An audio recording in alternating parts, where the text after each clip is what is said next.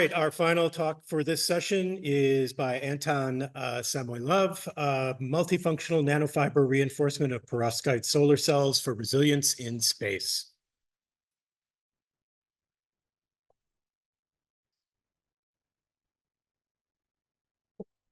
Thank you for the introduction. I am not an assistant professor or anything. I am a fourth-year PhD student. Sorry. So I'm a fourth-year PhD student. I was here as a first-year grad student for the first ASI Symposium, and now I'm back as a presenter. So I'm currently funded by the NASA Space Tech Graduate Research Opportunity, and unlike some of the other projects around here, the NST-GRO is kind of focused on low TRL level projects. So a lot of this stuff would be lucky if we got onto a CubeSat to send this into space for testing. But other than that, most of this will be confined to the laboratory. And so right now there is a pretty large demand from NASA for developing power solutions for lunar exploration missions, and mostly with a goal to transition eventually to in situ research utilization on the moon, ISRU, because currently the payload costs to send stuff per kilogram into space have only recently dropped below about $3,000 with the Falcon 9 and the Falcon Heavy SpaceX. But before that, those numbers were in the 5-digit territories. And so perovskite solar cells are a great candidate to kind of solve some of these payload issues to send materials into space, because they are solution processable thin film photovoltaics. And so ideally, this is an image from Dr. Lindsay McMillan-Brown's group or research work, where you can potentially, once we fully mature this technology, just send up our solutions and print these solar blankets out at the point of destination, instead of assembling these arrays on the ground and potentially having to carry a lot more payload weight. So just a quick recap of how potent the emerging perovskite technology is. Here we have a graph from NREL that showcases all of the solar PV technologies over time, and the two colors that you want to pay attention to are blue and orange. So blue is our traditional silicon solar panels that started around the mid to late 70s and have taken over 50 years to mature to their current power conversion efficiency standpoint of around 27%. But with perovskites, and you want to pay attention particularly to the yellow filled circles, which are perovskite cells, they started only in the mid-2010s and have already reached parity with the more established silicon solar cells right there. And so what are metal halide perovskites? Well, they are a mineral structure with AVX3 structure, where the A is your larger monovalent cation species. A lot of times it is organic, so that's part of the organic inorganic halide perovskites. And then B is your smaller divalent cation. Usually this is lead currently, but there's also people working on tin based divalent cation species based perovskites. And then X is a halide anion species, which is either iodine or bromine, or both. All right. So one of the issues with thin film photovoltaics, especially perovskite, once you deposit them out of solution, it is really easy to accumulate residual stresses in the film, both from the annealing process, but also from just the general thickness of the films and the eventual coefficients of thermal expansion, which are vastly different for perovskite compared to the substrates that is usually deposited on, such as glass or silicon. So you can see in the table down in the bottom left, perovskite has a coefficient of thermal expansion of about 60 to 85, whereas glass and silicon is nearly 20 to 30 times smaller, around 3.7. And so what is the challenge here? Why should we care about this coefficient of thermal expansion mismatch? It's because after we anneal our perovskite and we form the crystal structure of perovskite and we cool it down, the perovskite itself gets strained, and that tensile strain that pulls on the perovskite actually destabilizes the crystal lattice, and it makes it more susceptible to environmental degradation. And so here's a figure that actually shows that applying more compressive stresses, contrary to tensile stresses, actually helps keep it from degrading. So brittleness in perovskite thin films. Perovskite, you can think of it also like as a salt, because you crystallize it out of solution. You're not growing a single crystal. You have a layer of many, many little grains of perovskite rather than just one.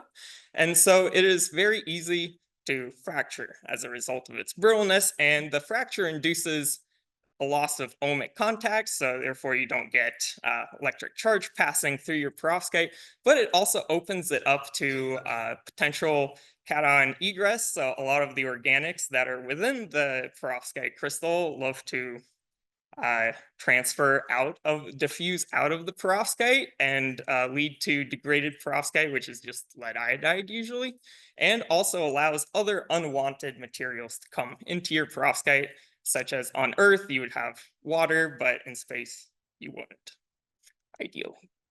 And so how can we quantify like the brittleness and the energy needed to fracture perovskite? Well, we use a quantity called fracture energy, often noted as GC, and we measure it with double cantilever beam. If you've done mechanical testing in your labs, you're probably familiar with Peel tests, but instead of using flexible substrates to delaminate your samples, we use stiff substrates to eliminate some of the mixed mode fractures that might arise from substrate deformation. And so perovskite reinforcement overview. This is some of the work from my PI, Adam Prince.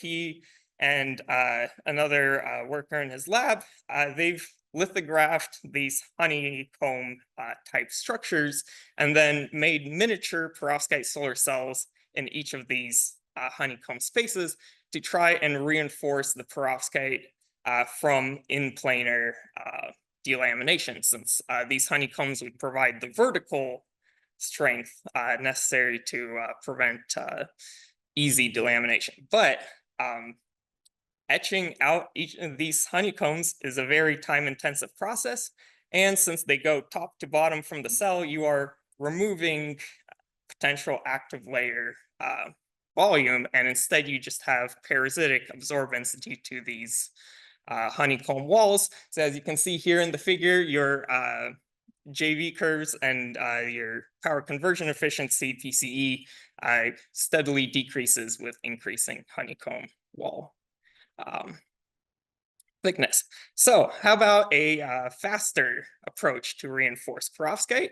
And I think a pretty common idea is in construction, you've probably seen the concrete columns get fitted with rebar first prior to the filling. And concrete is also a brittle material, and the rebar provides the tensile kind of strength to our construction works. So we can do this at the nanoscale with nanofibers by electrospinning, and then infill the perovskite into there. So that was kind of the idea for initial DOE grant, which we got, and we've managed to optimize a deposition procedure for that. Oh shoot, it's already 12. For nanofiber electrospinning. And electrospinning is great for space applications because it is gravity independent. So it's basically between what is your electrodes. You can electrospin up or down or to the sides. And then, of course, we just infill it like a sponge. And after annealing, we get our composite.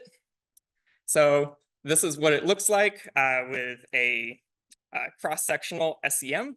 You can see the MATB layered, or we use methylammonium lead iodide, which is MATB for our perovskite. It does increase the volume of the perovskite solar cell, but that may not entirely be a bad thing because you can actually have perovskite layers up to 1,000 nanometers and still get decent device efficiencies. And so we did see no deleterious formation of like lead iodide during the crystallization process.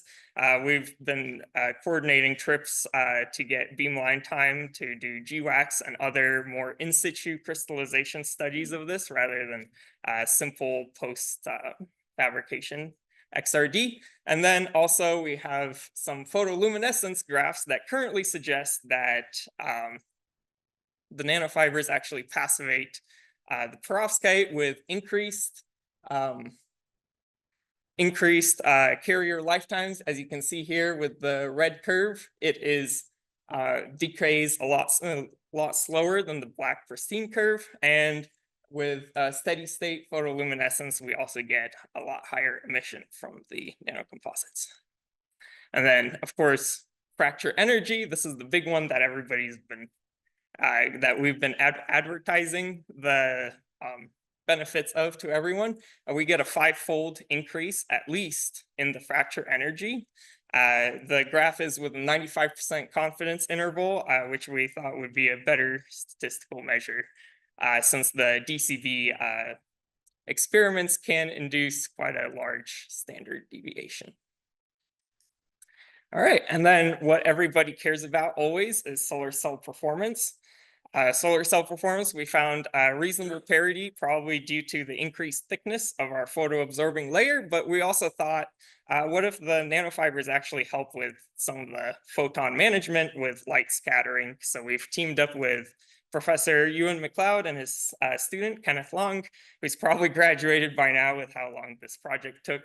But he did some scattering measurements for us. And what we saw is that the nanofiber composite samples do have a preference for side scattering, especially in p-polarized light. And so to back up, so over here in this figure, 180 degrees is where our light source is, and at 0 degrees is where the detector would be. It doesn't go all the way to 0 degrees because you don't want to stare into the laser.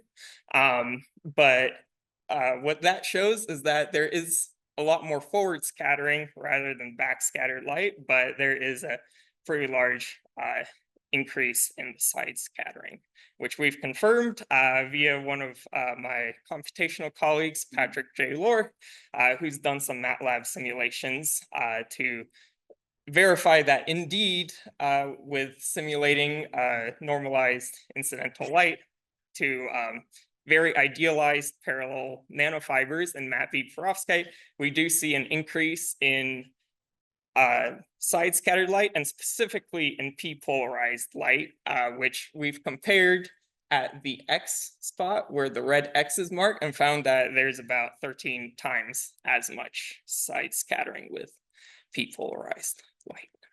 And acknowledgements, of course, our NASA collaborator, Dr. Lindsay McMillan-Brown, who's helped make this NST-GRO opportunity possible, as well as my teammates. And I forgot to put Dr. Ewan McLeod on here, but his name is where it matters, and that's on the manuscript. So, questions?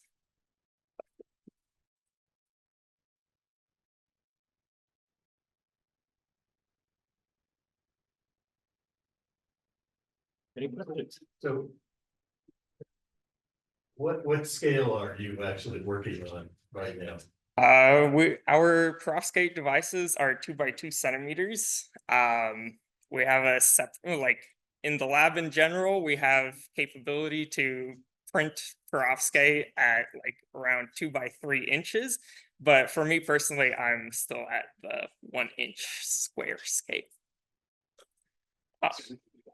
But for nanofibers, we've found really good coverage with nylon, with the nylon family of nanofibers. They can cover a decent spot size up to about 3 inches in diameter, and that can always be expanded with multiple nozzle setups. There's a couple of commercial efforts and patents filed by companies like DuPont that kind of have optimized continuous nanofiber deposition processes.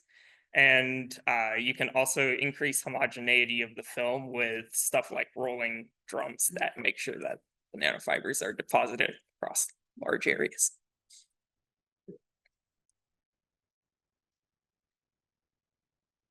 All right, thank you.